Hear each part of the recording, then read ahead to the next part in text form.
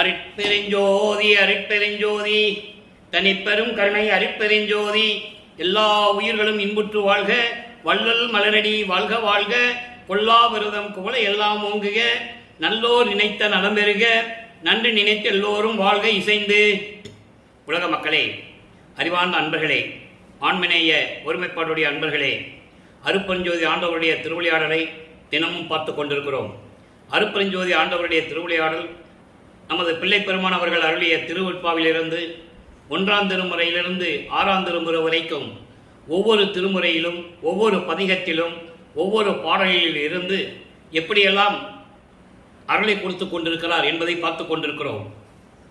இந்த பிரபஞ்சம் தோன்றிய காலத்திலிருந்தே சமயங்களும் மதங்களும் மார்க்கங்களும் உருவாகி, அதாவது சமயங்களையும் மதங்களையும் மார்க்கங்களையும் உருவாக்கிய தலைவர்கள், சைவ சமயம் வைஷ்ணவ சமயம் போன்ற சமயங்களை உருவாக்கிய தலைவர்கள் எல்லாம் அவர்கள் கருத்துக்கு ஏற்றபடி உருவங்களை அமைத்து, ஆலயங்களை அமைத்து, வழிபாட்டு முறைகளை அமைத்து மக்களை வழிபட செய்து விட்டார்கள். யுகங்களுக்கும் இந்த சமயங்களுக்கும் மதங்களுக்கும் மார்க்கங்களுக்கும் ஆயுள் காலம் உண்டு.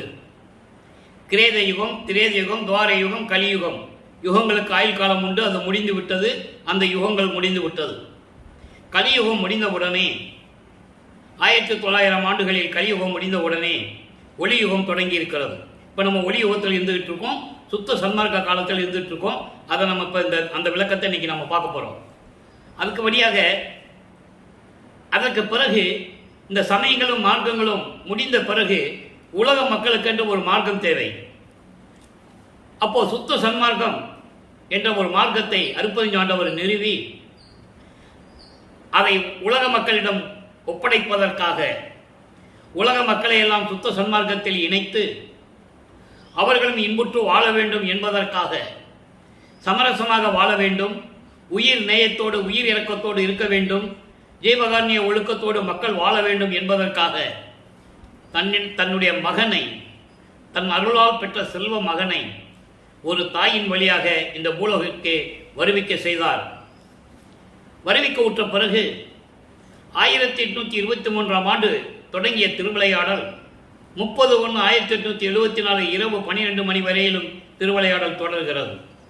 இந்த 51 ஆண்டுகளில் திருவிளையாடல்களை 8 ஆண்டுகளாக பிரித்து தன் மகனுக்கு அருள் செய்து கொண்டிருக்கிறார். காரணம், தனது மகனை சமயங்களிலும் மார்க்கங்களிலும் மதங்களிலும் பற்றுகள் வைத்து அதனுடைய சங்கற்ப விகற்பங்களிலெல்லாம் ஈடுபட்டு, சங்கற்ப விகற்பங்கள் என்பது குறியீடுகள். சைவ சமயத்தை சேர்ந்தவர்கள் எல்லாம் திருநீர் பூசிக் கொள்வார்கள், உத்திராட்ச மாலையை அணிந்து கொள்வார்கள், இப்படியெல்லாம் உண்டு. வைஷ்ணவ சமயத்தை சேர்ந்தவர்கள் நாமம் இட்டுக் கொள்வார்கள், பல குறியீடுகள் உண்டு. நமது பிள்ளை பெருமானவர்கள் சைவ நெறியிலே வந்ததனால், சைவ குடும்பத்திலிருந்து வருவிக்க உற்றதனால் இவரும் சமயங்களிலும் மதங்களிலும் மார்களை பற்றுக்கொண்டு இருந்து கொண்டிருக்கிறார். வருவிக்க உற்ற 1ஆம் ஆண்டிலிருந்து 8 ஆண்டுகள் வரையிலும் இறைவன் தனது மகனுக்கு எந்த விதமான அருளையும் கொடுக்காமல் இருந்து கொண்டிருக்கும் பொழுது, நமது பிள்ளை பெருமானவர்கள் மனம் ஒரு நிலையில் இல்லாமல், அதாவது பாடசாலைக்கு செல்லுவதில்லை, மற்ற எந்த இடத்திற்கும் செல்லாமல் ஒரு அமைதியான சென்னையிலே ஒரு ஒதுக்குப்புறமாக இருக்கின்ற கந்தகோட்டம் என்ற இடத்திலே இருந்து கொண்டு பொழுதை கழித்துக் கொண்டிருக்கிறார். வீணாக்கி கொண்டிருக்கிறார் என்றே சொல்லலாம், தவறில்லை. காரணம், அவருக்கு எதுவுமே தெரியாது. அவருடைய நிலையும் தெரியாது. ஏன் இப்படி இருக்கிறோம் என்ற நிலையும் 8 வயது குழந்தை பிள்ளை பெருமானவர்களுக்கு என்ன தெரியும்? தெரியாது. அதன் பிறகு 9ஆவது ஆண்டிலே, அந்த 8 ஆண்டுகள் முடிந்து விட்டது. 51 ஆண்டுகளை 8 பிரிக்கும் போது 6 8 48, கடைசியில் இருக்கின்ற 3 வருஷம் தான் சித்தி வளாகம் கிளைமேக்ஸ். அப்போ அந்த முதல் 8 ஆண்டுகளில் ஒன்றும் இல்லாத நிலையில் 9ஆவது ஆண்டில் இறைவன் தன் மகன் முன் தோன்றி, மகனே, நீ என்னால் வருவிக்க உற்றவன், எதற்காக என்பதையும் முன்பருவம் பின்புறவும் காட்டி உனக்கு அருள் செய்வேன் என்பதையும் சொல்லிவிட்டு ஞானத்தை பெறுவாயாக என்று சொல்லி மறைந்து விடுகிறார். உடனே நமது பிள்ளை பெருமானவர்கள் ஞானம் கிடைத்தவுடன் இறைவனை பற்றி பாட ஆரம்பிக்கிறார். அதை நம்ம ஏற்கனவே பல பாடல்களிலே விளக்கம் பார்த்திருக்கிறோம். திருவருள் முறையீடு, ஒன்னாம் திருமுறையிலே திருவருள் முறையீடு மொத்தம் 232 பாடல்களை கொண்டது. ஒவ்வொரு பாடலிலும் இறைவனிடம் எப்படி முறையீடு செய்கிறார் என்பதை தான் பார்த்து கொண்டிருக்கிறோம். 9வது ஆண்டிலே இருந்து 16 ஆண்டுகளுக்குள், அப்போ வல்லப்பமானவர்கள் 2வது எட்டில் இருந்து கொண்டிருக்கிறார். அப்போதான் இவர் முன் தோன்றி இவரை ஆட்கொண்டு மறைந்து விடுகிறார் இறைவன். அப்போ சமயங்களும் மதங்களும் மார்க்கங்களும் சிவபெருமான் என்றும் தியாகராஜன் என்றும் நடராஜன் என்றும் சொக்கநாதன் என்றும் மாசிலாமணி என்றும் பல பெயர்களில் அழைத்துக் கொண்டிருந்தார்கள். அதே நிலையில் நமது பிள்ளை பெருமானவர்களும் இறைவனை பற்றி எப்படி பாடுகிறார், எப்படி முறையீடு செய்கிறார் என்பதை பார்த்து கொண்டிருக்கிறோம். 2ஆம் திருமுறை உருவாகிறது. 2ஆம் திருமுறை மொத்தம் 150 பதிகங்களை கொண்டது, 1207 பாடல்களை கொண்டது. இதுவரையில் நாம் 2ஆம் திருமுறையிலே இவ்வளவு பாடல்கள் உள்ளது. இப்போ நம்ம முதல்ல திருவருள் முறையீடில் நம்ம பார்க்க போகிறோம். பதிகம் 6 திருவருள் முறையீடு, இன்னைக்கு 148வது பாடல். 9வது ஆண்டிலிருந்து 16 ஆண்டுகளுக்குள் என்ன நடந்தது? பாடலை கவனிங்க. பாடல் உங்களுக்கு புரியாவிட்டால் கூட இறைவன் கொடுத்த விளக்கம் மிகவும் எளிமையாக இருக்கும். வெப்பு இலையே என்னும் தன் விளக்கே முக்கண் வித்தகா நின் ஒப்பில்லையே என்னும் சீர்புகழார் புன்கை உண்ணுதற்கோர் உப்பில்லையே பொருள் ஒன்று இல்லையே என்று உழல்பவர் போல் தப்பில்லையே. உழவுபவர் மேல் தப்பில்லையே. ஏனென்றால் அவர் தன் புலை ஏட்டில் புந்தலை ஏட்டில் தவம் இல்லையே. இது பாடல். அதாவது தன்னுடைய நிலையை முறையீடு செய்யும் போது உலகியலில் இருக்கின்ற முறையீடு, உலகில் இருக்கின்ற அந்த நிகழ்ச்சியெல்லாம் சொல்லிவிட்டு நான் அப்படி இல்லையே என்ற நிலையை இறைவனிடம் சொல்ல வேண்டும். அந்த நிலையில் இருந்து கொண்டு இந்த பாடலை நமக்கு அருளி இருக்கிறார்கள். நல்லா கவனிங்க. அதாவது குற்றமும் குறையும் இல்லாது விளங்கி கொண்டிருக்கின்ற ஒப்பற்ற அருள் விளக்கே, முக்கண் உடைய வித்தகனே. முக்கண் என்றால் உங்களுக்கு தெரியும், நெற்றிக்கண் உடைய 3 கண்கள் உடைய இறைவனே, உன் அருள் புகழுக்கு சரிசமமாக யாரும் இல்லை என்று உனது புகழை போற்றி பேசாதவர்கள் உண்ணும் உணவிலே உப்பில்லை என்றும், நல்லா கவனிக்கணும், உண்ணும் உணவிலே உப்பு இல்லை என்றும் செல்வம் இல்லை என்றும் துன்பப்படுவார்கள் மேல் தவறில்லை. ஏனென்றால் காரணம் அவர்களின் தலையெழுத்து அவ்வாறு இருக்கிறது. ஏனென்றால் சிறிதளவு கூட இறை உணர்வு இல்லையே.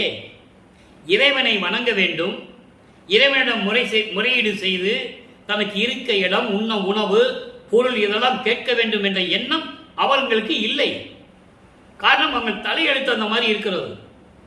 அதான் புன்தலை ஏட்டில் தவம் இல்லையே.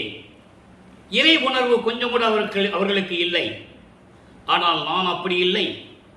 உன்னால் வருவிக்க உற்றவன், தினமும் உன்னை வணங்கிக் கொண்டிருக்கின்றேன், எனக்கு ஏன் நீ வந்து அருளவில்லை கேட்கிறார். அதை கேட்கும்போது உலக மக்கள் இப்படியெல்லாம் இருக்கிறார்கள் என்ற நிலையை சொல்லிவிட்டு தனக்கு அருள் வேண்டும் என்று கேட்கிறார். அதான் இந்த பாடலுடைய மைய கருத்து. ஆக இறைவனிடம் உன்னால் வருவிக்க உற்றவன் என்ற நிலை மட்டும் எனக்கு அறிவித்து விட்டு சென்று விட்டாயே, எனக்கு விரைவில் வந்து அருள வேண்டும் என்று சொல்லி இந்த பாடலை நமக்கு அருளி இருக்கிறார்கள். அதன் பிறகு 13வது ஆண்டில் திருவொற்றியூருக்கு செல்லுகிறார். மனம் அங்கே சொல்லுது. அருட்பெருஞ்ஞானவர் தூண்டி விடுகிறார். அவர் உள்ளத்தை தூண்டி விடுகிறார். என் மகனை அழைத்துக் கொண்டு திருவொற்றியூருக்கு செல்வாயாக என்று. இவர் திருவொற்றியூர் செல்லுகிறார். அங்கே 2ஆம் திருமுறை உருவாகிறது. இதுவரை 16 பதியங்களுடைய விளக்கங்களை பார்த்திருக்கிறோம். தியாகராஜ பெருமானை எப்படியெல்லாம் முறையீடு செய்தார் என்பதையும், எப்படியெல்லாம் சிவாய நம நமச்சிவாய நம, எப்படியெல்லாம் நமச்சிவாயமே நமக்கு துணை என்ற நிலைகளெல்லாம் நமக்கு அந்த விளக்கத்தை நாம் பார்த்து விட்டோம். 16 பதியங்களும் அப்படிதான் நடந்து வருது. திருமலை வாயிலுக்கு செல்லுகிறார், மாசிலாமணியை வணங்குகிறார், ஒன்றும் பிரயோஜனம் இல்லை. திருவள்ளித்தாயத்துக்கு செல்லுகிறார், அங்கேயும் வணங்குகிறார், ஒரு பிரயோஜனம் இல்லை. இப்போ மறுபடியும் திருவொற்றியூரிலே இருந்து கொண்டு 17வது பதிகம் அபராத விண்ணப்பம் 8வது பாடலை பார்க்க போகிறோம். இதுவரைக்கும் 7 பாடலை பார்த்திருக்கிறோம். அபராத விண்ணப்பம் என்பது, நான் கொடியவனாக இருந்தாலும் சரி, தீமைகள் செய்வனாக இருந்தாலும் சரி, என்னை மன்னித்து ஏற்றுக்கொள்ளாவிட்டால், நீ கைவிட்டு விட்டால் நான் வேறு எங்கே சொல்லுவேன் என்ற நிலையில் இருந்து கொண்டு அவருடைய மனநிலையை இறைவனிடம் சொல்லுகிறார். அதான் அபராத விண்ணப்பம். சூழ்ந்த வஞ்சகனின் பிழைதனை குறியேன். அன்பர்களே, வல்லப்பவனை பற்றி கூறும்போது, வல்லப்பமான இந்த உலகிற்கு வருவிக்க உற்று 202 ஆண்டுகளாகிறது. அதே போல அவர் 1874 ஆண்டு இரவு 12 மணிக்கு இறைவனாகிறார். அதன் பிறகு இடைப்பட்ட அந்த நாட்களில் அவருடைய இறைநிலையையும் எப்படியெல்லாம் இறைவனார் ஆனார் என்பதையும் இந்த உலகிற்கு யாரும் சொல்லவில்லை. பொதுப்படையாக பேசினார்கள். அதை இல்லை என்று நாம் சொல்ல முடியாது.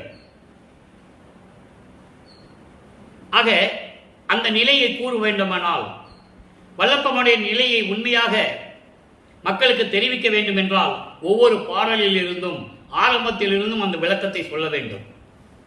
அது அப்படி சொன்னால்தான் இறைவனுடைய திருவிளையாடல் எப்படி நடந்தது என்பது மக்களுக்கு புரியும்.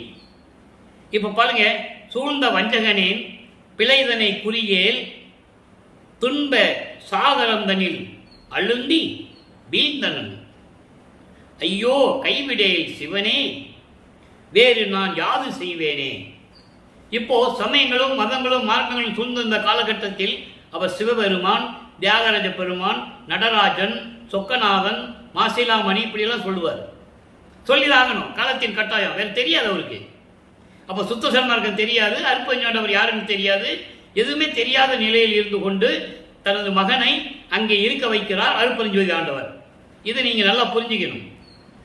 யாது செய்வேனே வாழ்ந்த மாதவர்கள் மனத்து ஒளிர் ஒளியே வள்ளலே மழ விடையவனே போழ்ந்த வேல்படை கொள் புனிதனை அளித்த பூரணா ஒற்றியூர் பொருளே. விளக்கம் பாருங்க.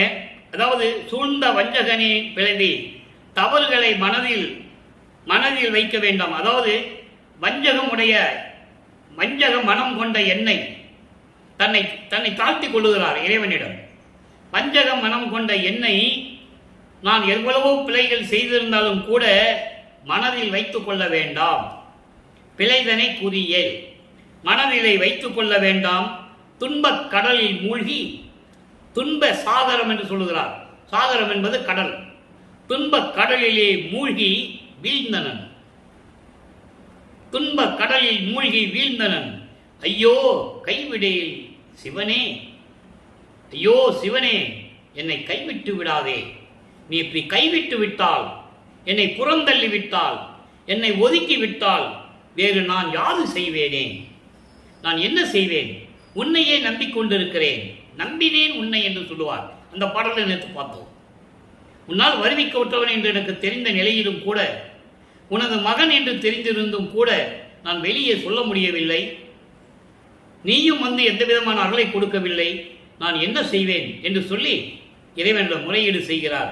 அதுக்கப்புறம் சொல்றார் பாருங்க, திங்கள் அணியும் வீழ்ந்தனன் வாழ்ந்த மாதவர்கள் மனத்து ஒளிர் ஒளி. அதாவது தவம் செய்து கொண்டிருக்கின்ற முனிவர்கள், ரிஷிகள் மனதில் உள்ளத்தில் ஒளிர்ந்து கொண்டிருக்கின்ற இறைவனே, வள்ளலே மழவிடையவனே, இளம் காலை வாகனம் கொண்ட இறைவன்.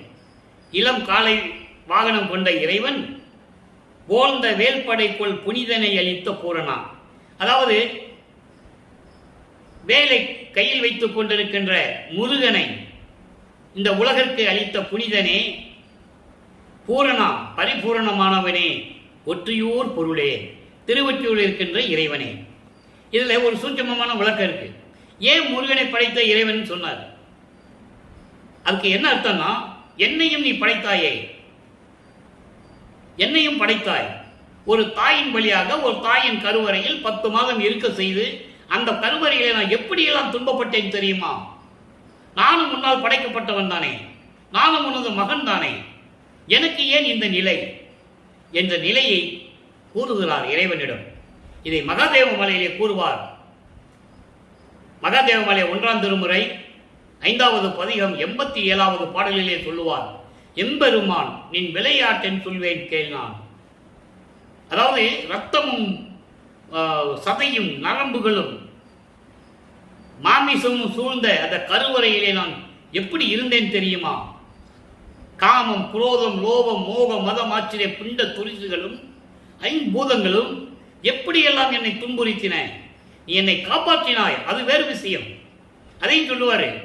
அப்படியெல்லாம் என்னை இருக்க செய்தாய், வந்து காப்பாற்றினாய். இருந்தாலும் இந்த இந்த மனித பிறவி எடுத்து நான் என்ன பயன் கண்டேன் என்று அங்கே சொல்லுவார். அதைதான் இங்கே சொல்றாரு. முருகனை படைத்தாய், புனிதனை நீ படைத்தாய், அதே போன்று என்னையும் படைத்தவன் நீதானே.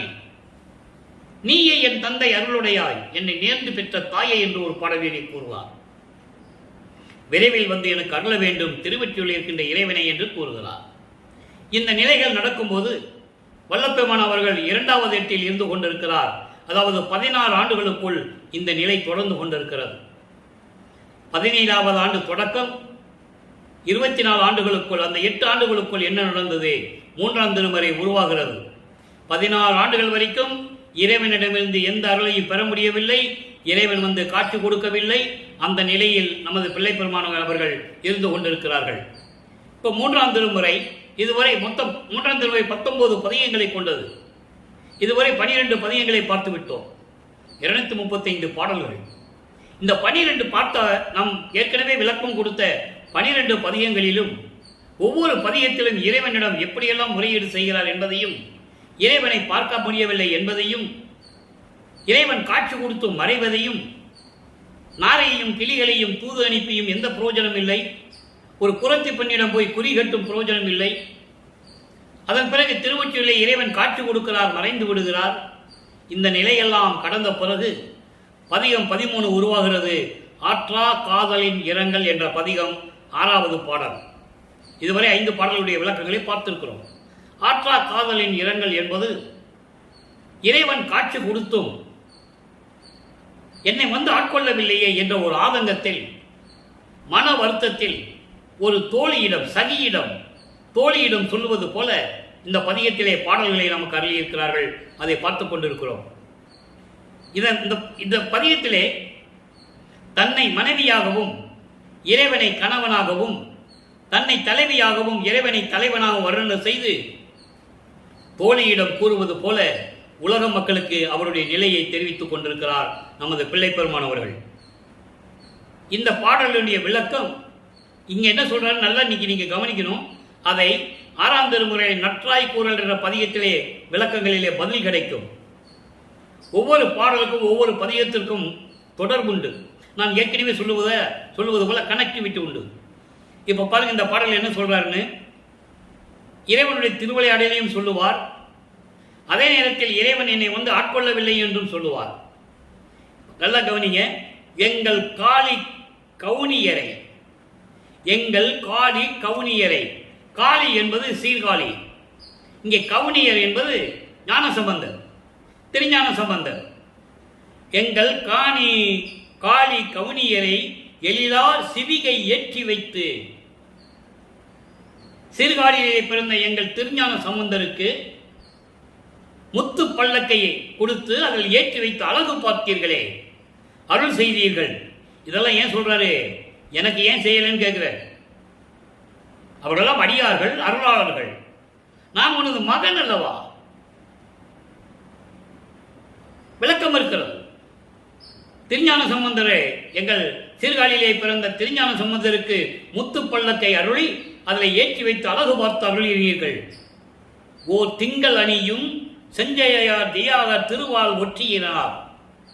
தோழியிடம் சொல்றார், உள்ளத்திடம் சொல்வது போல, தோழியிடம் சொல்லுவது போல உலக மக்களுக்கு சொல்றார்.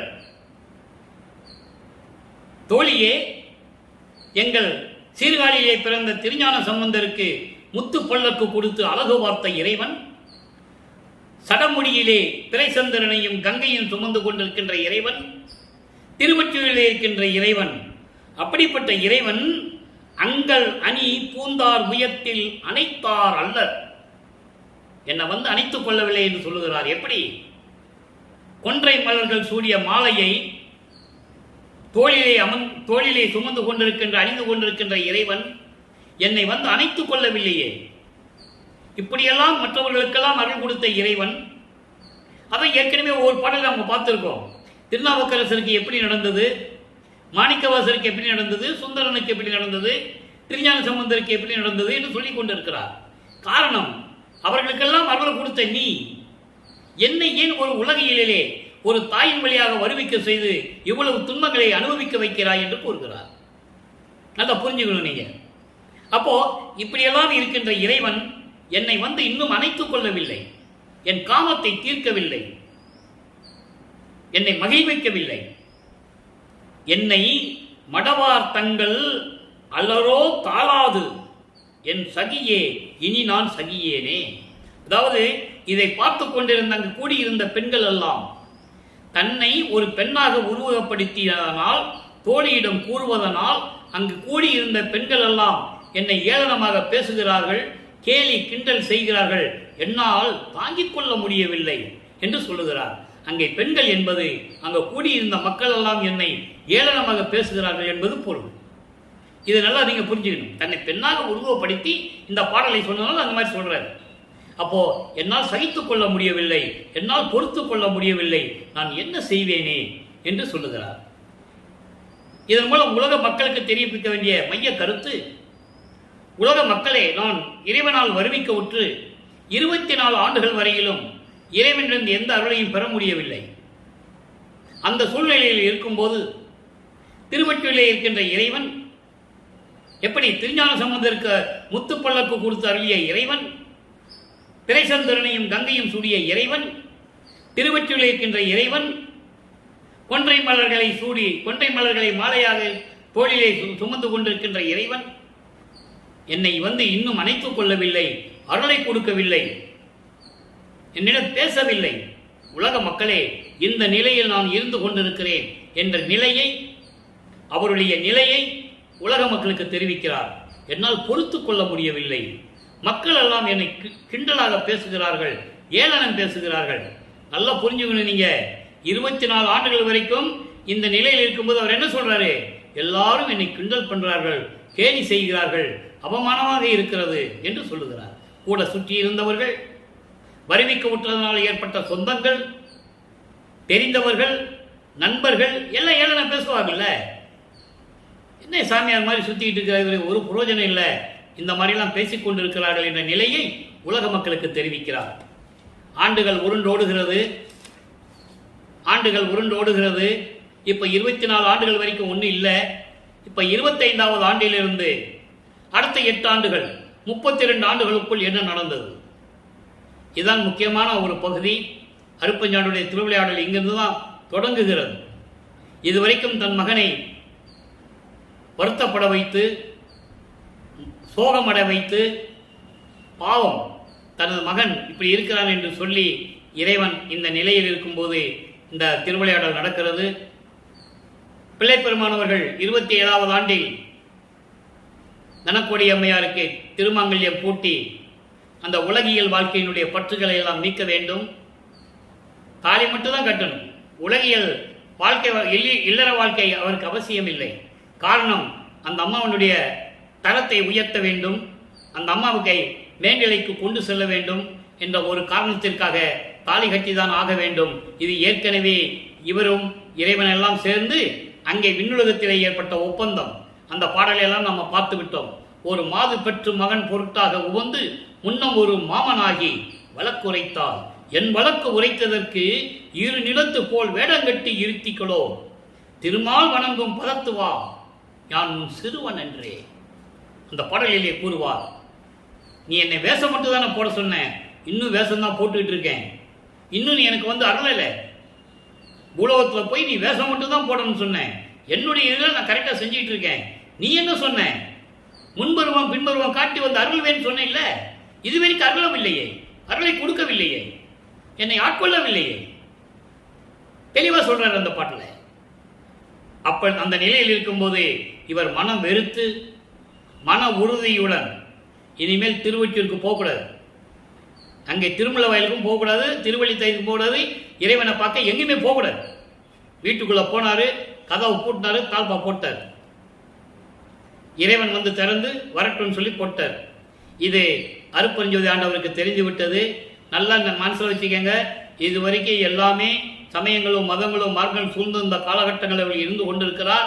இந்த நிலைகளெல்லாம் மாறிய பிறகு இந்த நிலைகள்லாம் தனக்கோடி அம்மையாருக்கு திருமணம் செய்துவிட்டு அந்த பற்றுகளை எல்லாம் நீக்கிவிட்டு சமயங்களையும் மதங்களையும் மார்க்க நெறிகளை எல்லாம் நீக்கிவிட்டு வெள்ளாடை அணிந்து அந்த நிலையில் இருக்கும்போது இப்போ அவருக்கு சுத்த சன்மார்க்கம் இருக்கிறது தெரியும். அங்கே போய் வாங்கணும். அருப்பஞ்சாண்டவர் தான் இறைவன் என்று தெரியும். இந்த நிலையில் இருக்கும்போது அருப்பிரகாச மாலை உருவாகிறது. மொத்தம் 100 பாடல்கள். இன்னைக்கு 73வது பாடலை பார்க்க போகிறோம். நல்லா கவனிக்கணும். அருள், அதாவது இறைவனுடைய திருவடிகள். அவர் எப்படி வர்றார் தெரியுமா?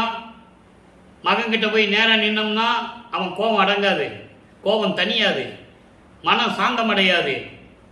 அதனால தெருவில் நடந்து போகிற மாதிரி நடந்து போய் அவனை சமாதானப்படுத்தணும்னு சொல்லி தெருவழியை நடந்து வர்றாரு. அப்போ இவர் சொல்கிறாரு, அவருடைய அப்பா இறைவனுடைய திருவிளையாடல், அதாவது திருவடிகள் எப்படி இருந்த திருவடிகள் எப்படி மண்ணில் கால் வலிக்க நடந்து வந்து எனக்கு அருளை கொடுத்தாருன்னு சொல்றாரு. கவனிங்க. அருள் உதிக்கும் தருணத்தை அமுத வடிவமாகி ஆனந்த மயமாகி அமர்ந்த திருவடிகள்.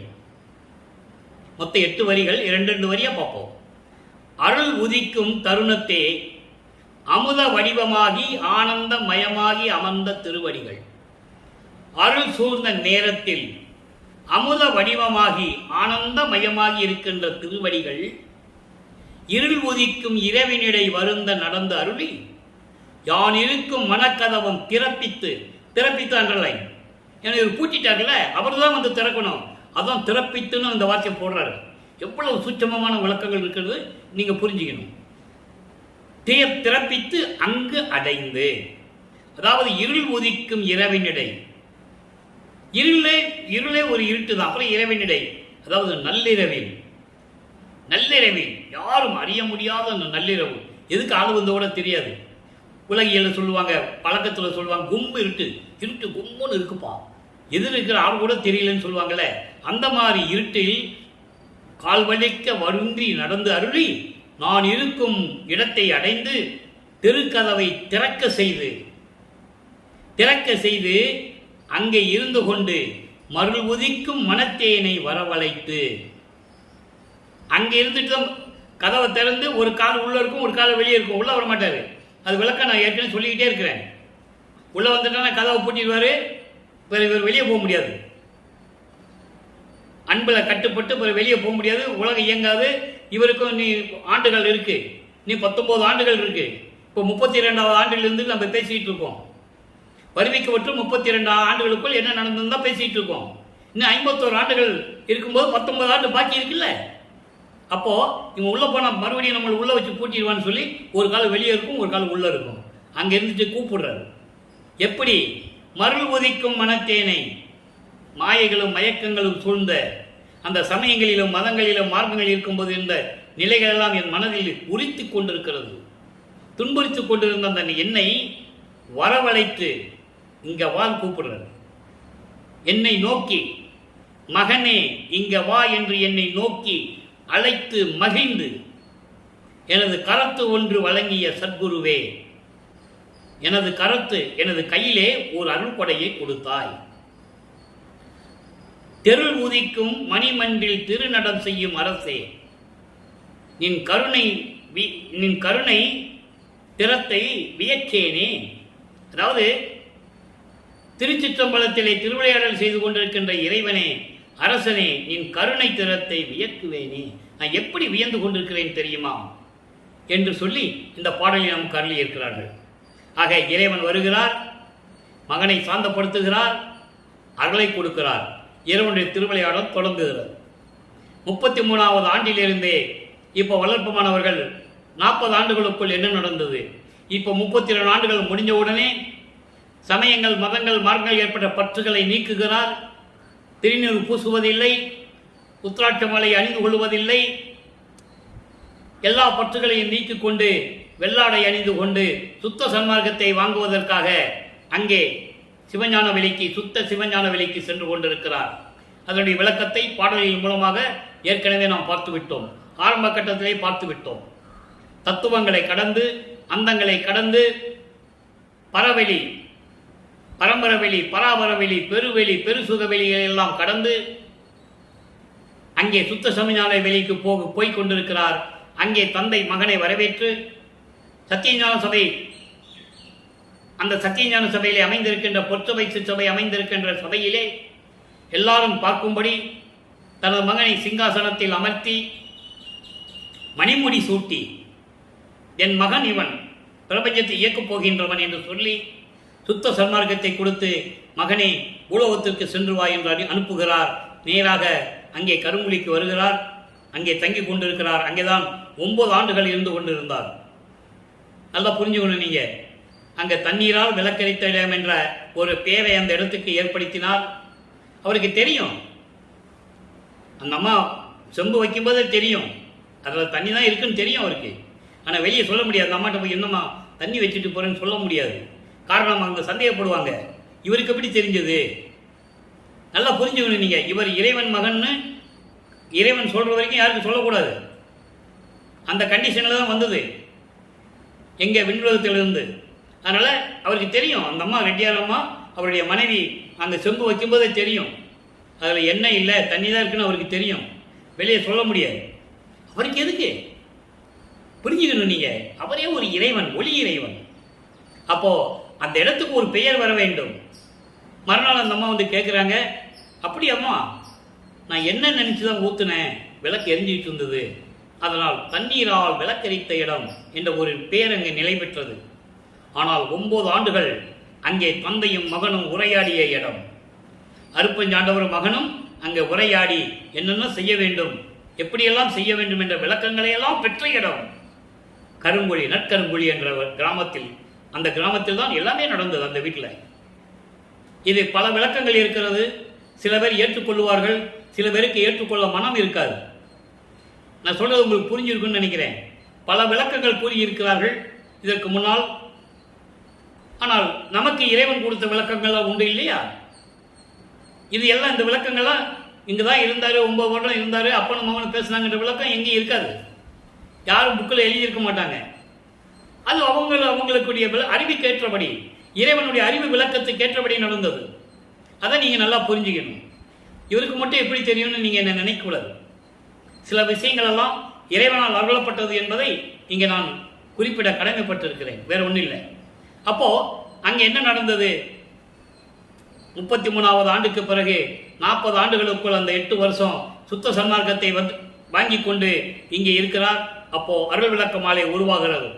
6ஆம் திருமுறை உருவாகிறது. பாதி அங்கு நடந்தது, மீதி எல்லாம் சித்தி வளாகத்தில் நடந்தது என்பது எல்லாருக்குமே தெரியும். அருள் விளக்க மாலையிலே என்ன கூறுகிறார்? பதிகம் 37, 6ஆம் திருமுறை, 89வது பாடல். 100 பாடல்களை கொண்டது. ஒவ்வொரு பாடலிலும் அவ்வளவு அருமையாக இருக்கும். ஏற்கனவே நம்ம பார்த்து விட்டோம். இன்று 89வது பாடல் நல்லா கவனிங்க. அதாவது சமயங்களிலும் மதங்களிலும் மார்க்கங்களில் இருக்கும்போது பிரம்மன், திருமால், ருத்திரன் போன்ற தேவர்கள் எல்லாம் உன்னை வணங்கினார்கள் என்று சொல்லுவார்.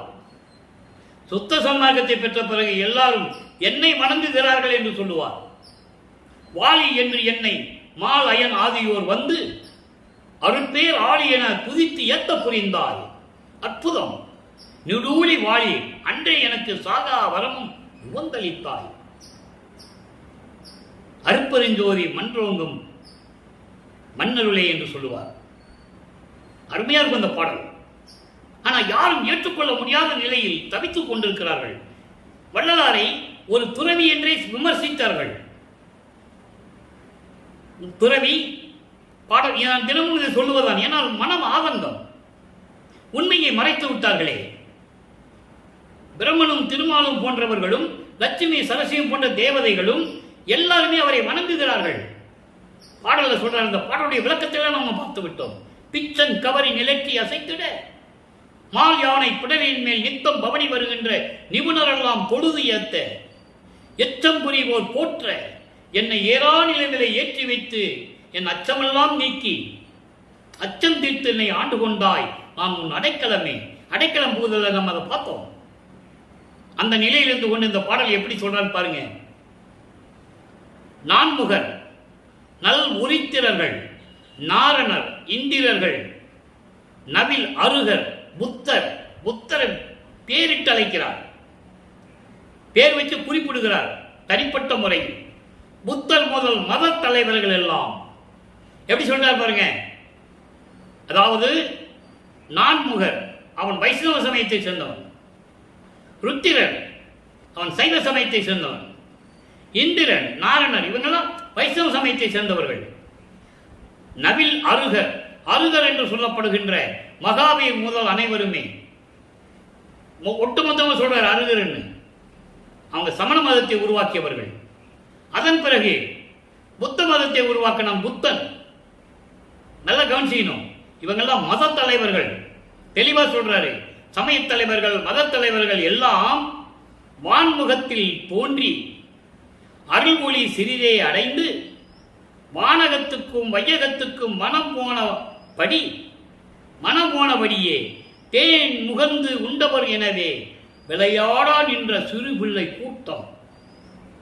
எப்படி சொல்ற பாருங்க, சிறு பிள்ளை கூட்டம் என அருப்பெரின் ஜோதியினால் தான் மிக கண்டு நீ அறிய என சாற்றிய சற்குருவே. சபையில் நடத்தரசே என் சாற்றும் அணிந்தருளே. இது பாடல். அதாவது பிரம்மனும் திருமாலும் ருத்திரனும் நாரணனும் இந்திரனும், இந்திரர்கள் ருத்திரர்கள் நாரணர்கள் என்று சொல்லுவார். ஏனென்றால் அவங்கள் ஆயுள் காலத்தில் பல பிறவி எடுத்தவர்கள். அதனால்தான் பிரம்மர்கள், ருத்திரர்கள், இந்திரர்கள், நாரணர்கள் என்று சொல்லுவார்.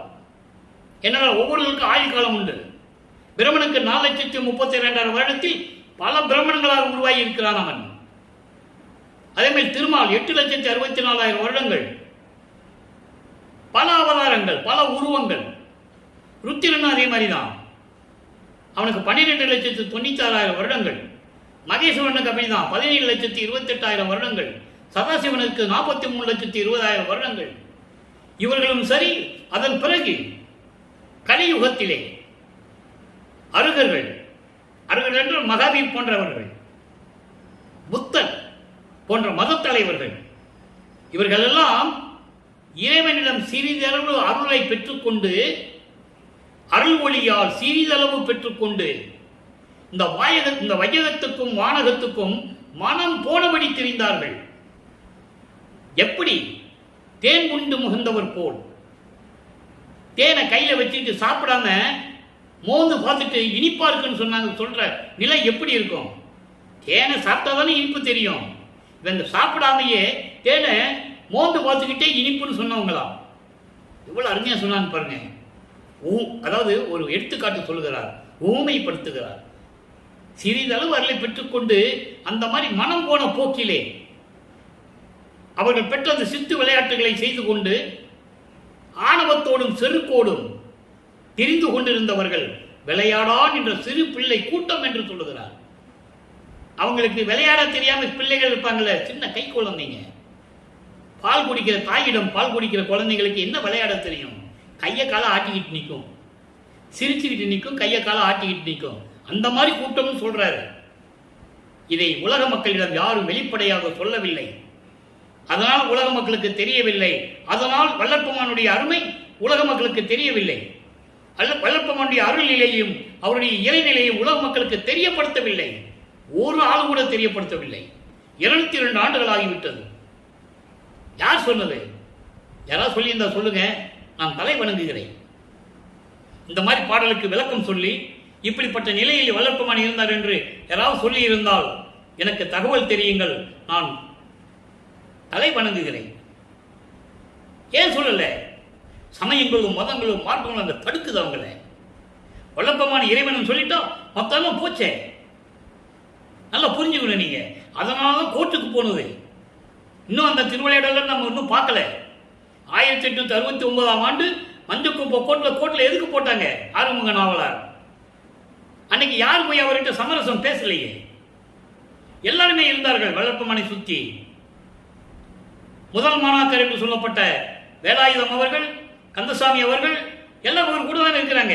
யார் அவரை போய் ஆறுமுக நாவலத்தை சமாதானப்படுத்தி சமாதானம் வேண்டாம், கேசெல்லாம் வேண்டும் யாரும் சொன்னது? சொல்லலையே. எல்லாம் ஜாதி பெயர்களை தங்கள் பேருக்கு பின்னால் போட்டுக் கொண்டிருந்தவர்கள் தானே. முதலியார் என்றும் செட்டியார் என்றும் ஐயர் என்றும் பிள்ளை என்றும் போட்டுக் கொண்டிருந்தவர்கள் தானே. நல்லா புரிஞ்சுக்கணும் நீங்க. அதாவது ஒருத்தரை இழிவுபடுத்துவதற்காகவோ மாற்றி பேசுவதற்காக நமது நோக்கம் அல்ல.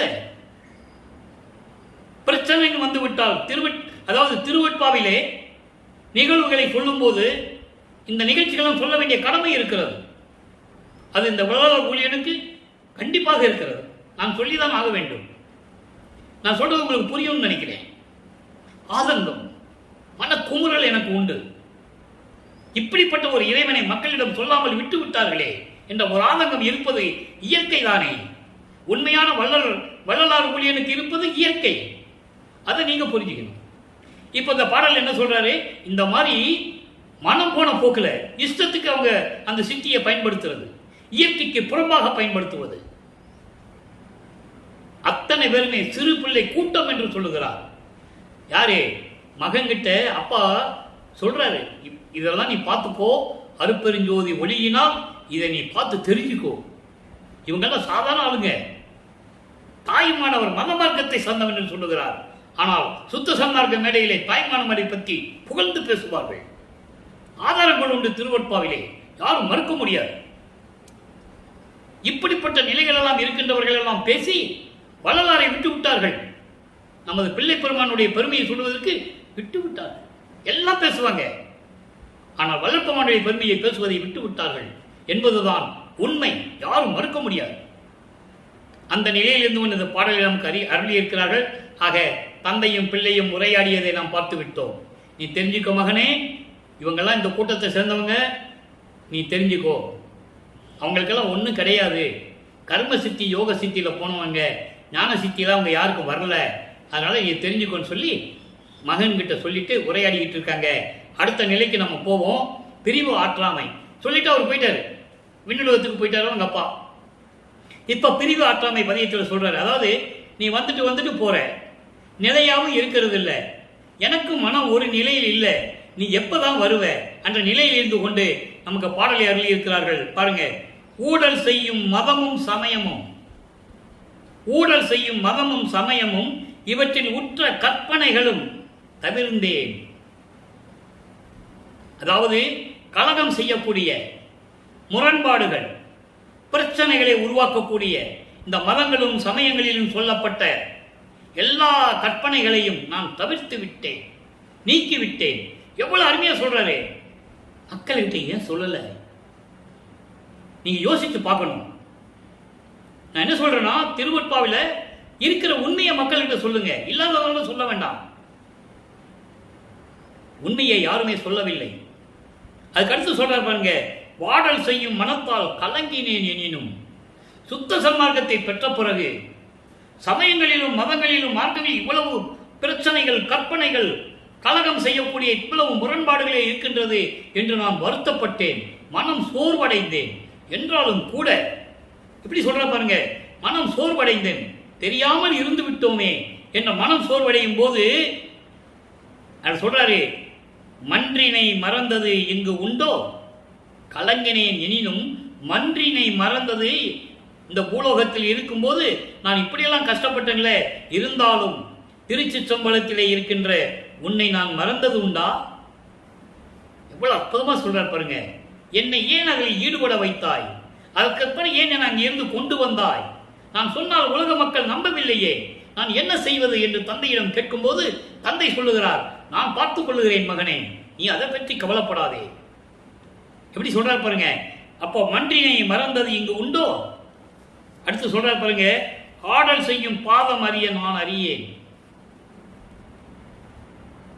அதாவது மகனுக்கு நான் ஏற்கனவே இந்த விளக்கம் கொடுத்திருக்கிறேன். யாருக்கு இது வரைக்கும் யாரும் சொன்னதில்லை. இடது காலை ஊன்றி வலது காலை தூக்கி ஆடியது தன் மகனுக்காக. யாராவது சொல்லியிருக்காங்களா அது வரைக்கும்? இல்ல. நடராஜனை பத்தியே பேசிட்டு இருப்பாங்க. அவன் ஒரு கர்ம சித்தி பெற்றவன், சைவ சமயத்தை சேர்ந்தவன் என்பதை மக்களிடம் யாரும் சொல்லவே இல்லை. அதுக்கான விளக்கங்கள் நிறைய இருக்கு. ஆரம்பத்தில் அவர் நடராஜன் என்று சொல்வது உண்மை. வல்லப்பமானவர்கள் சிவபெருமான், நடராஜன், சொக்கநாதன், மாசிலாமணி அவர்களை போற்றி பாடியது உண்மை. அப்போ அவருக்கு தெரியாது இல்லையா? தெரியாது. அதனால்தான் அதை மாற்றி அமைக்க வேண்டும் சிதம்பரத்தை என்று அவர் நினைத்தது. இது தேவையில்லை மக்களுக்கு, ஆனால் அது நடக்கவில்லை என்றனால்தான் இறைவனிடம் தந்தையிடம் முறையிட்டு அங்கே சுத்த சிவஞான வெளியே சத்தியஞான சபை எப்படி இருக்கிறதோ அதே சத்தியஞான சபையை இங்கே நிறுவியது. அதன் விளக்கத்தை நம்ம பின்னால பார்க்க போறோம். இதை மட்டும் மனசுல வச்சுக்கங்க. ஏன் இங்க சத்தியஞான சபை நிறுவினார், ஏன் சத்தியஞான சபையை இங்க உருவாக்கினார் என்பதற்கு விளக்கம் இருக்கிறது. அதை நம்ம பின்னால் தான் பார்க்க போறோம். அந்த திருவிளையாடல் வரும்போது நம்ம சொல்லுவோம். சரியா? இப்போ ஏன் வந்ததுன்னு மட்டும் நீங்க நினைச்சுக்கங்க. அந்த நிலையில் இருக்கும்போது அதாவது ஆனந்த அனுபவத்திலே சொல்லுகிறார். அடுத்து ஆனந்த அனுபவம். ஆனந்த அனுபவத்தில் சொல்றாரு, எண்ணுகிறேன், எண்ணங்கள் எல்லாம் தருகின்றான். தன் தந்தையிடம் பெற்றதை உலக மக்களுக்கு தெரியப்படுத்த வேண்டும்.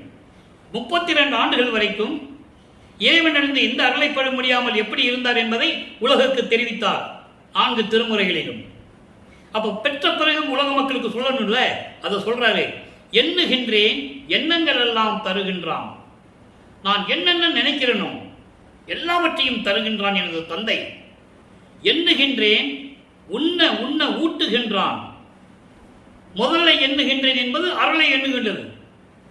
பின்னரை எண்ணுகின்றேன் சொல்லுவது அருளமுத வேண்டும் என்று சொல்லுகிறார். ஏனால் அவருக்கு பசி இல்லை. வல்லப்பெருமானர்கள் ஒரு தாயின் கருவறையில் இருக்கும்போது அருளமுதம் உண்டவர். அதன் பிறகு மறைப்பு ஏற்பட்ட பிறகு இறைவன் வந்து ஆட்கொள்ளும் வரை அவர் உண்ட உணவெல்லாம் அமுதமாயிற்று என்று சொல்லுவார். அதை நீங்க நல்லா புரிஞ்சுக்கணும். பாடல்களிலே உண்டு, விளக்கம் உண்டு. அவர் சாப்பிட்டவர் தானே, சாப்பிட்டவர் தான் சொல்லக்கூடாது. சாப்பிட்டவர் தான். ஏன் சாப்பிட்டாரு? அவருக்கு மறைப்பு நிலை சாப்பிட்டாரு. அதுக்கு பிறகு அப்புறம்தான் தெரியும். ஞானம் இருக்கும்போது அவருக்கு தெரியாது. மெஞ்ஞானம் கிடைக்கும் போதுதான் சொல்லுவாரு, நான் முன்னே சாப்பிட்ட உணவெல்லாம் எனக்கு அமுதமாயிற்று என்று சொல்லுவார். நான் பசித்த போதெல்லாம் தான் பசித்ததாகி எனக்கு அருளமுதம் ஊட்டினான் என்று சொல்லுவார். நான் சாப்பிட்டேன்னு கூட சொல்ல மாட்டாரு, ஊட்டி வித்தான். அருமையா சொல்வாரு. அதான் இங்க சொல்றாரு, எண்ணுகின்றேன், உண்ண உண்ண ஊட்டுகின்றான். என் தந்தையிடம் எனக்கு அருளமுதம் வேண்டும் என்று சொன்னேன். திகட்ட திகட்ட எனக்கு ஊட்டுகின்றான். இவர் சாப்பிடல, தந்தை வந்து மகனுக்கு ஊட்டி விடுகிறார் அருளமுதம். நன்னு திருச்சிற்றம்பலத்தை திருநடம் செய்கின்றான். அங்கே சித்த சிவஞான வெளியிலே திருச்சிற்றம்பலத்திலே திருவிளையாடல் செய்து கொண்டிருக்கிறான். எவ்வளவு அற்புதமா சொல்றாரு. என் குற்றம் பல பொறுத்து கொண்டு, நான் அந்த சமயங்களிலும் மதங்களிலும் மகளிர் குற்றங்களை எல்லாம் பொறுத்து கொண்டு எனக்கு அருளமுத ஊட்டி எல்லாவற்றையும் நான் நினைக்கிற சித்துக்களை எல்லாம் கொடுத்து திருவிளையாடல் செய்து கொண்டிருக்கிறான் திருச்சிற்றம்பலத்திலே என்று கூறுகிறார். அடுத்து சிவ புண்ணிய பேரு. பெற்ற அனுபவத்துடைய பாக்கியம் எப்படி இருக்கும்? சிவம் என்பது அருப்பெருஞ்சோதி. நான் தினமும் சொல்லிக் கொண்டிருக்கிறேன், சிவன் வேறு சிவம் வேறு. அருப்பெருஞ்சோதி ஆண்டவருடைய பெற்றதெல்லாம் சொல்ற பாருங்க. கூடவும் அற்புதமான பாடல் நண்பர்களே, இப்படியெல்லாம் யார் சொன்னதே இல்லை. கூடவும் பிரியவும் சார்ந்த கொழுனரும் மகளிரும். கொழுனர்னா கணவர்கள், மகளிர்னா பெண்கள். கூடவும் பின்னே பிரியவும் சார்ந்த கொழுனரும் மகளிரும் நான நீட என் உள்ளத்தே கலந்து கொண்டு என்றும் நீங்கிடாது இருந்து நீ என்னோடு ஆடவும். முதல்ல இதுக்கு சொல்றேன், அதுக்கப்புறம் விளக்க சொல்றேன். அதாவது உலகியலிலே கணவனும் மனையும் கூடுவார்கள், சந்தோஷமாக இருப்பார்கள், பின்னே பிரிந்து கொள்வார்கள். அதை அந்த சந்தோஷத்தை அனுபவிக்க நினைக்கும் போது அவர்கள் வெட்கப்படுவார்கள். அதை நல்லா புரிஞ்சுக்கணும். இது உலகில் இருக்கிறவங்களுக்கு தெரியும். கணவன் மனைவியும் கூடுவார்கள், சந்தோஷமாக இருப்பார்கள், பின்பு பிரிந்து விடுவார்கள். அப்ப அதுங்க நடந்ததை எல்லாம் வெட்கப்பட்டு இருப்பார்கள். ஆனால் நான் அப்படி அல்ல. நீ என்னோடு கூடினாலும் நான் உன்னை விட்டு பிரிய மாட்டேன். அதை சொல்லுவதற்காக அதை சொல்லுகிறார். உலகியலிலே இருந்ததனால் உலகியல் வாழ்க்கையில் இருக்கின்ற ஒரு நிகழ்வை சொல்லி கணவனும் மனைவியும் எப்படி இருப்பார்கள், அதன் பிறகு அவர்கள் எப்படி வெட்கப்படுவார்கள் என்று தெரியும். ஆனால் நான் அப்படி அல்ல. என் உள்ளத்தை கலந்து கொண்டு என்றும் நீங்கிடாது. நீ அந்த மாதிரிலாம் போக முடியாது. என்றும் நிலையாக இருந்து நீ இருந்து கொண்டு நீ என்னோடு ஆடவும், நீ என்னோடு இருந்து கொண்டு திருவிளையாடல் செய்ய வேண்டும், இந்த பிரபஞ்சத்தை இயக்க வேண்டும் அல்லவா. அதனால சீக்கிரவான்னு சொல்லுவார். ஆனா அவரோட கலந்தது அங்கே எங்கே மேட்டுக்குப்போம். அந்த அந்த நிகழ்வுக்கு இன்னும் நம்ம வரல. அது கடைசி கிளைமேக்ஸ். இப்ப அது சொல்றாரு, ஆடவும் எல்லாம் வல்ல சித்தியை பெற்ற அறிவு உருவாகி, அறிவு உருவு என்பது மெஞ்ஞானம் கிடைத்த பிறகு மெஞ்ஞான உருவம், அதான் கடவுள் உருவம் ஆகி நான் உன்னையே பாடவும் பெற்றேன், உன்னை வணங்குகிறேன், எனக்கு இது போதும், பண்ணிய தவம் பலித்ததுவே என்று சொல்கிறார். அடுத்து அந்தோ 10 என்ற நிலையிலே 2 பாடல்கள் இருக்கின்றன. நல்லா கவனிங்க. பேராலும் அறிவாலும் பெரியாரென சிறப்பாக பேசி நின்றோர். நல்லா கவனிக்கணும். பிரபஞ்சத்தின் உண்மையை சொல்றார்.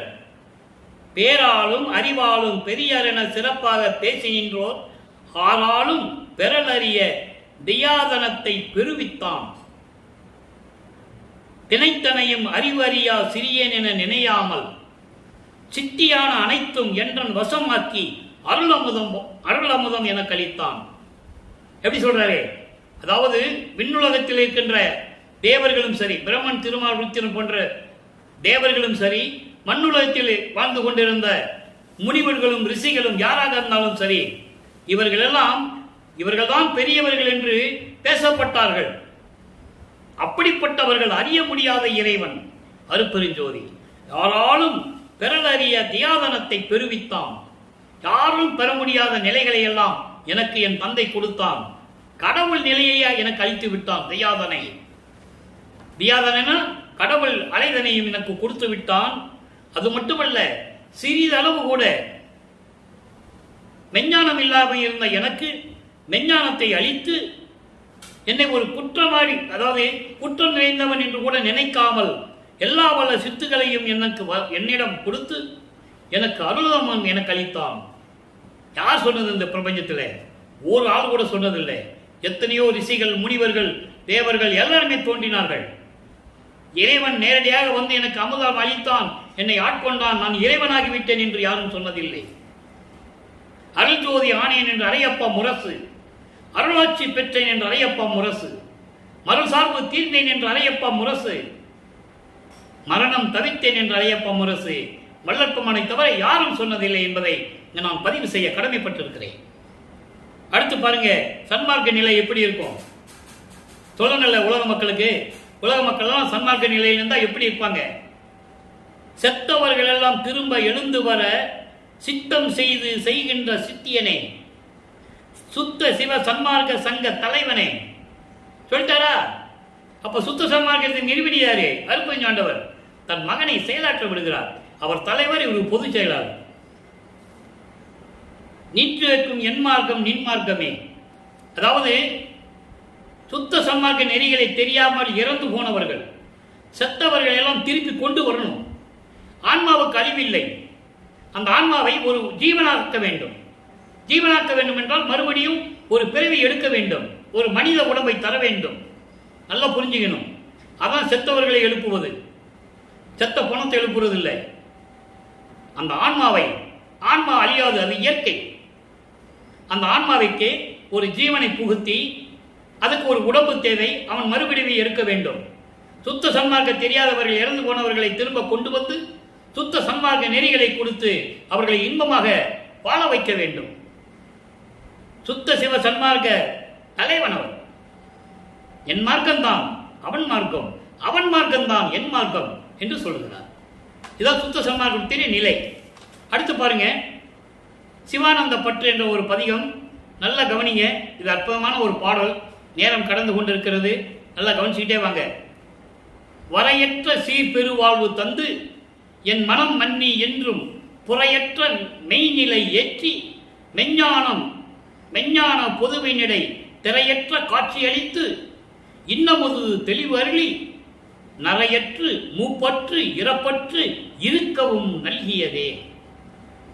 எப்படி சொல்ற பாருங்க. அதாவது அளவே இல்லை, கரையே கிடையாது.